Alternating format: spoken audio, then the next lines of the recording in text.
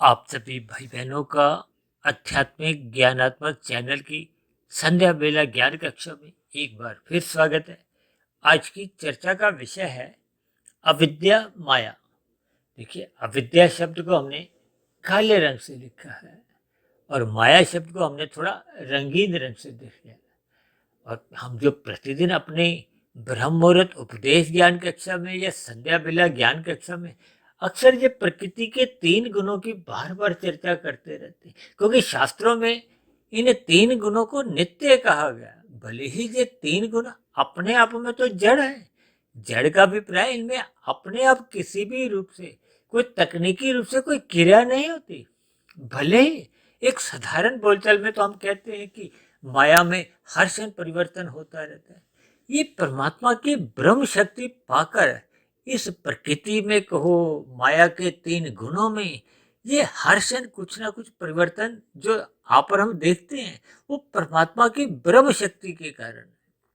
जैसे आत्मा आपके हमारे इन तीन शरीरों में जब रहती है तो फिर ये आपके हमारा शरीर चलता फिरता क्रियाशील लगता है। और जैसे ही आत्मा इस स्थूल शरीर से निकल जाती है तो फिर ये आपका स्थूल शरीर एक निष्क्रिय माना जाता है, जड़ माना जाता है, जिसको हम देखे अक्सर कहते हैं ना कि ये पृथ्वी जल अग्नि वायु आकाश का ही माता के गर्भ में बना था और फिर मृत्यु के बाद इसको जला दिया जाता है, दफना दिया जाता है। और अक्सर ये कह दिया जाता है कि पांच तत्वों का जो पुतला था उन्हीं पांच तत्वों में फिर दोबारा लीन हो गया, लय हो गया। अक्सर ऐसी बातें हम कहते रहते हैं और हम ये भी बार बार कहते रहते हैं कि ये जो प्रकृति के तीन गुण हैं, तमोगुण, रजोगुण और सतोगुण, इनकी जब सम अवस्था होती है तो उसको प्रकृति कहा जाता है।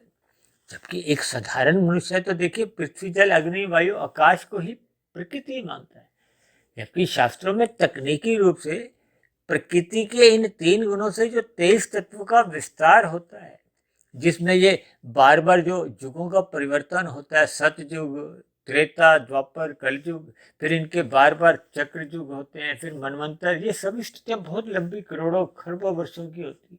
क्योंकि शास्त्रों में ही कहा गया है ये जो तमोगुण है और रजोगुण है ये बंधनदायक है, ये आपके हमारे मन को बांधते हैं, ये संसार में उलझाते हैं, प्रकृति के सम्मुख करवाते हैं। जबकि जो सतोगुण है ये ज्ञान का प्रतीक है। ज्ञान का प्रतीक का अभिप्राय ये आपको हमें परमात्मा की ओर ले जाने में सहायक गुण है। जबकि तीनों गुण वास्तव में तो जड़ ही है और आत्मा और परमात्मा ये एक चेतन सत्ता है। आत्मा को ज्ञान स्वरूप कहा जाता है और परमात्मा को आनंद स्वरूप कहा जाता है। आनंद में ज्ञान भी बना रहता है और ज्ञान सदा नित्य रहता है और प्रकृति के तीन गुण नित्य रहते हैं। जो 23 तत्वों में विस्तार है, जो 24 तत्वों का जो एक ब्रह्मांड है, उसमें 23 तत्वों में वो जो तीन गुण है वो एक समाहित रहते हैं, विद्यमान बने रहते हैं। जबकि ये जो 23 तत्वों का जो एक संसार है ये अनित्य कहलाते हैं। तकनीकी रूप से भले ही देखिए अरबों वर्षों की ये स्थितियां बनी रहती हैं, क्योंकि एक युग, अब जैसे ये कल युग चल रहा है, इसकी ही आयु 4,32,000 वर्ष है। इसकी दुगनी द्वापर युग की, इसकी तिगनी त्रेता युग की, उसकी चार गुनी सतयुग की।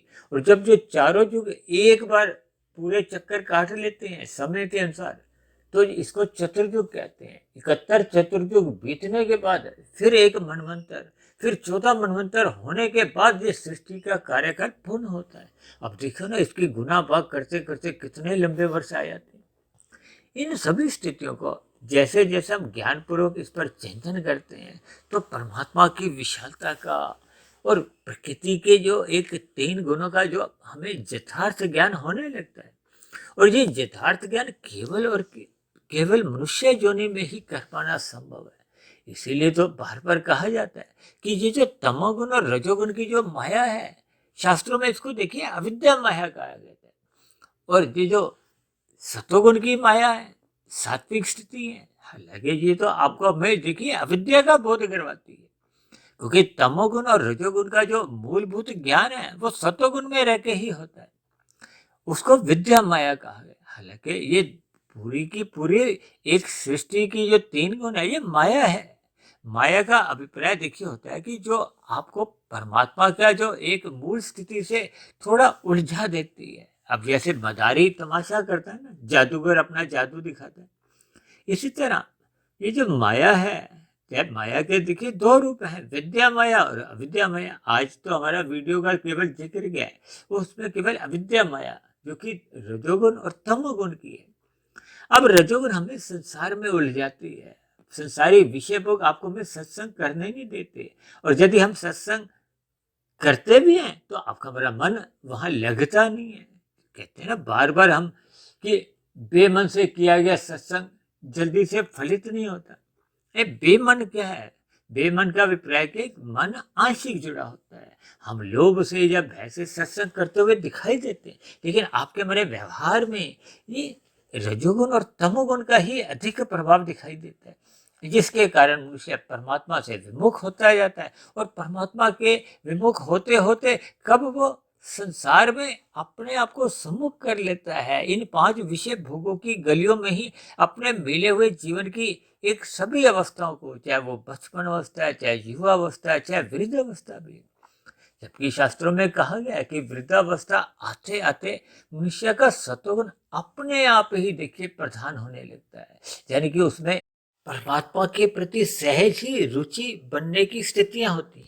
लेकिन वर्तमान समय देखिए कलयुग चल रहा है, कलयुग में भी आप देखोगे कि मनुष्य 70, 80, 90 साल के होने पे भी अपने जन्मदिन मनाते हुए देखे जाते हैं। ये देखिए ये रजोगुण के कारण है। जब हम मौज मस्ती में अधिक रुचि लेते हैं, सत्संग के प्रति आपकी हमारी उदासीनता बनी रहती है, ब्रह्म मुहूर्त में भी हम सोए रहते हैं, ये सभी स्थितियां रजोगुण और तमोगुण में गिराती हैं। जब जब हम रजोगुण और तमोगुण को ही अधिक महत्व देते हैं तो मनुष्य का ना चाहते हुए भी फिर सतोगुण के प्रति बेरुचि बनी रहती है। जबकि शास्त्रों में तो एक बात और जोर शोर से कही जाती है कि सतोगुण की प्रशंसा करो, रजोगुण की निंदा नहीं करनी, लेकिन रजोगुण के प्रति उदासीन रहना है। यानी कि हम जो उछल उछल के जो रजोगुण में कूदते रहते हैं, छलांगे लगाते हैं, रस बुद्धि द्वारा हम बार बार विषय भोगों को भोगते हैं, संसार को पाने के लिए नीतिगत कार्य करने से भी हिचकते नहीं।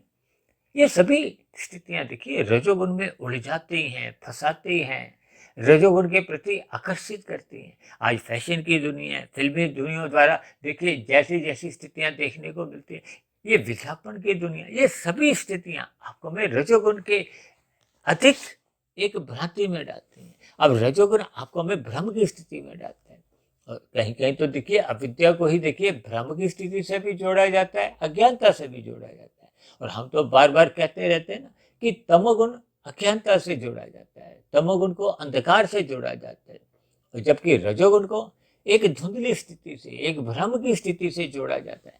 ये जितने भी अंधविश्वास है ये भी तमोगुण के कारण आते हैं।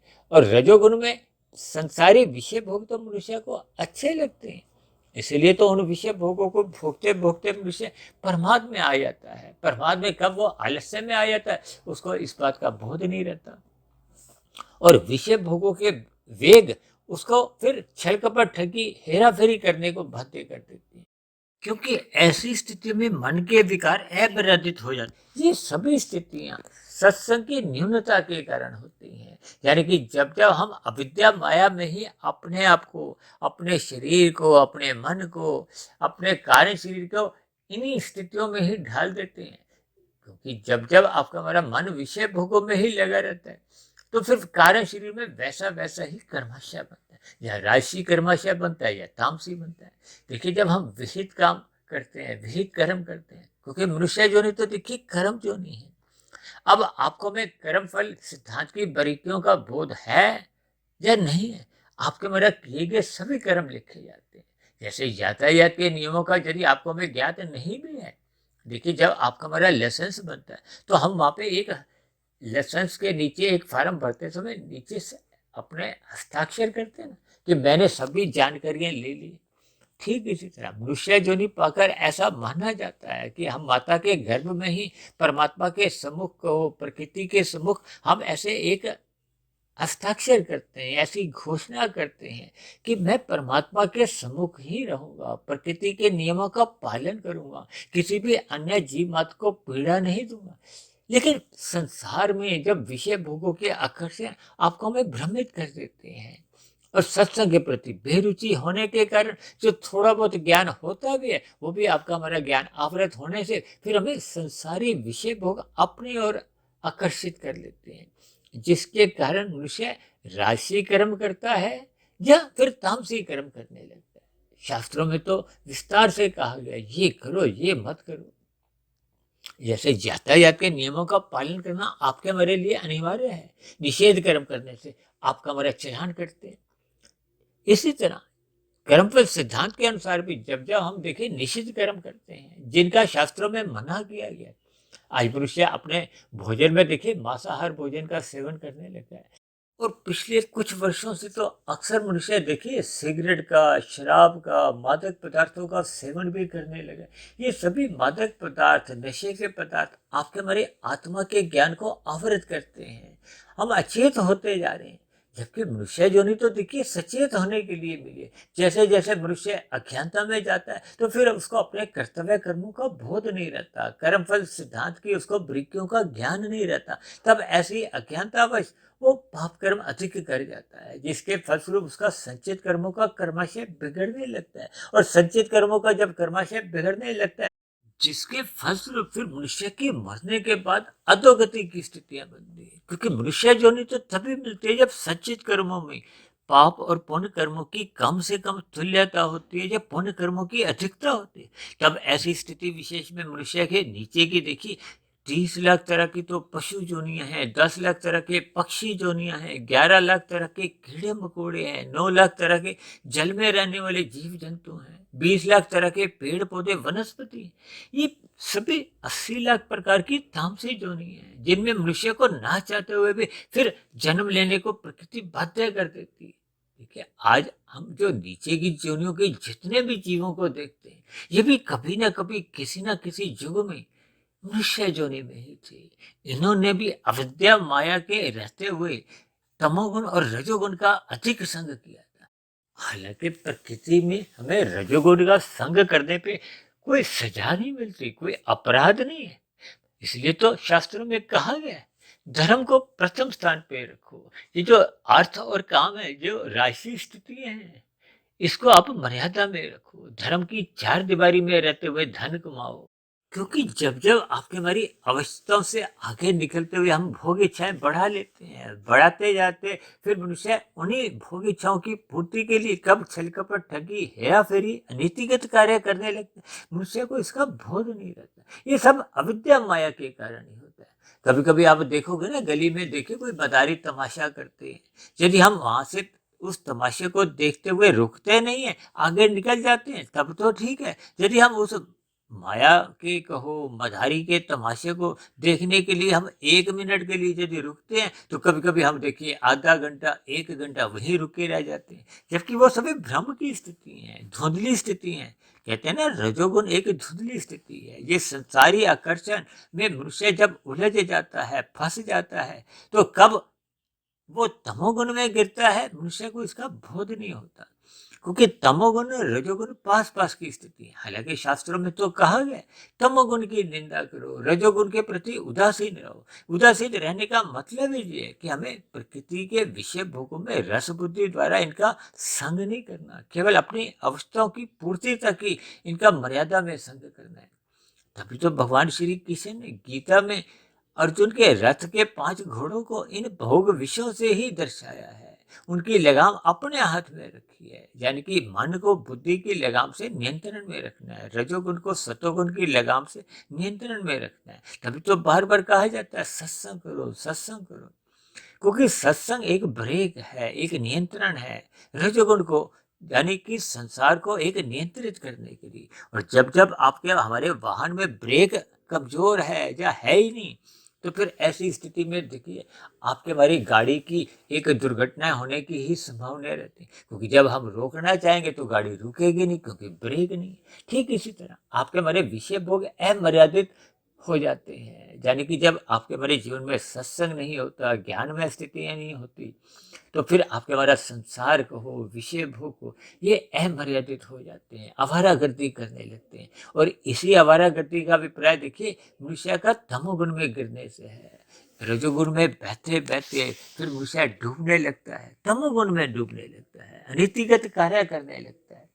ये सभी स्थितियां मनुष्य के व्यवहार में, जीवन में कितने स्तर पर गहरे होती जाती हैं, मनुष्य को इसका बोध नहीं होता। ये सब आपका हमारा देखिए एक व्यक्तिगत अनुभव भी यही कहता है कि जब जब मनुष्य का रजोगुण अमर्यादित होता है तो वो मनुष्य को तमोगुण में गिराता है। इसीलिए तो देखिए मैंने अपने कुछ वीडियो में तमोगुण रजोगुण को एक पड़ोसी कहा है, क्योंकि एक तमोगुण है, 10 रजोगुण है, क्योंकि शास्त्रों में तमोगुण से 10 गुना अच्छा रजोगुण कहा गया। इस आधार पे देखिए तमोगुण को 1 मानो, रजोगुण को 10 और सतोगुण को 100। अब ये जो हमारे समाज में विभिन्न प्रकार के कर्मकांड रचे गए वो इसीलिए कि मनुष्य 10 से 100 की ओर यात्रा करे। जैसे कि हर 6 महीने बाद देखिए हम लोग नवरात्रे मनाते हैं, कुछ दिनों के लिए मनुष्य पूर्ण रूप से सात्विक बन जाता है। ये सभी स्थितियां जब आपके हमारे व्यवहार में जीवन भर के लिए सात्विक स्थिति बन जाती है तो मनुष्य का रजोगुण मर्यादा में रहता है। अब थोड़े थोड़े दिनों में देखिए कोई ना कोई जो पर्व आते हैं या कथा कहानियां सुनते हुए आपको में जो ज्ञान की शिक्षा मिलती है, ये सभी बातें आपको में परमात्मा से जोड़ती है। अन्यथा ये माया का पर्दा कहो, अविद्या माया, ये आपको में संसार में उलझाने लगती है और मनुष्य को बोध नहीं होता कब उसका मिला हुआ जीवन एक समाप्ति की ओर चले जाता है, कब आपके हमारी मृत्यु आ जाती है और मिला हुआ जो एक जीवन है, अवसर है, वो यूं ही व्यर्थ चले जाता है।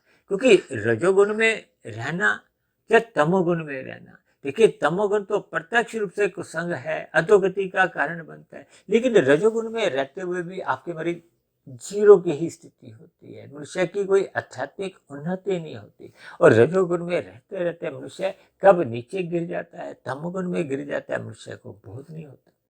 इसलिए हम सभी भाई बहनों को ये राजसी तामसी यानी कि अविद्या माया से दूर हटने के लिए या इसको मर्यादा में रखने के लिए सत्संग करना होगा। सत्संग करते करते हमें ज्ञान में स्थिति मजबूत करनी होती है, ब्रह्म मुहूर्त में उठना होता है, क्योंकि जैसे जैसे हम ब्रह्म मुहूर्त में उठने का अपना संस्कार बना लेते हैं, स्वभाव बना लेते हैं, तो परमात्मा का ज्ञान विज्ञान फिर आपको हमें समझ में आने लगता है।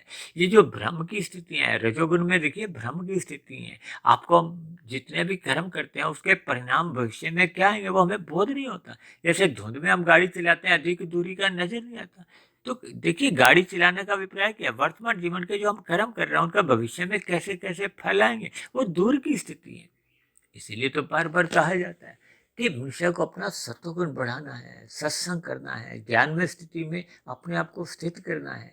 ये सभी स्थितियां जब क्रमबद्ध तरीके से आपके हमारे जीवन में बंधी रहती है तो फिर आपका हमारे ये जो रजोगुण है या तमोगुण है ये एक मर्यादा में रहते हैं। अविद्या माया पर आपका हमारा एक नियंत्रण सत्वगुण की लगाम से सहज ही बना रहता है, यानी कि मनुष्य अधोगति की स्थितियों से बचा रहता है। तो ऐसी सभी शुभ स्थितियां हम सभी भाई बहनों के जीवन में तभी बन पाती हैं जब हम श्रद्धापूर्वक सत्संग करते हैं और अपने मिले हुए जीवन में कर्म कांडों को भी उचित महत्व देते हुए उन्हें ज्ञान पूर्वक करते हैं। क्योंकि जब जब हम कर्म कांड लोभ से या भय से करते हैं तो आपके हमारे कारण शरीर में कोई शुभ संस्कार नहीं बनते। मन अस्थायी रूप से कुछ समय विशेष में अपने आप को रोकता है, फिर जैसे ही वो स्थितियां समाप्त होती हैं फिर मनुष्य अपने तमोगुण या रजोगुण में ही गिर जाता है। इन सभी स्थितियों को हमें पहचानना होगा, यानी कि अविद्या माया से दूर रहते हुए हमें सत्वगुण में अपने आप को स्थित करना होगा, ब्रह्म मुहूर्त में उठना होगा।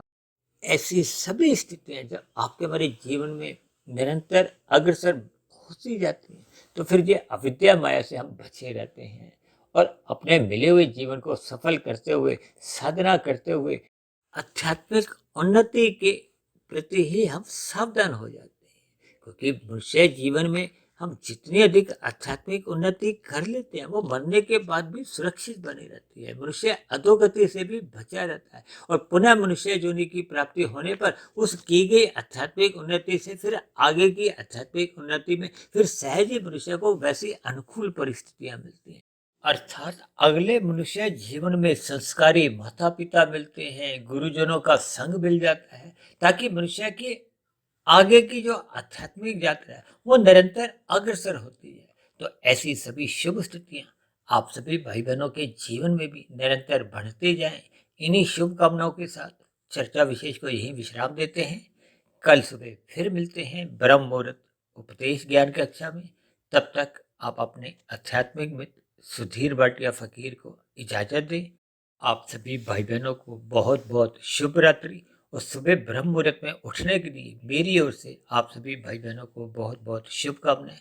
फिर भी चर्चा संबंधित आपके मन में कोई प्रश्न हो, कोई मेरी कही गई बातों पे आपको कोई आपत्ति हो, तो नीचे दिए गए कमेंट्स बॉक्स पर जाकर आप अपना प्रश्न, अपना सुझाव या अपनी आपत्ति भी लिख सकते हो।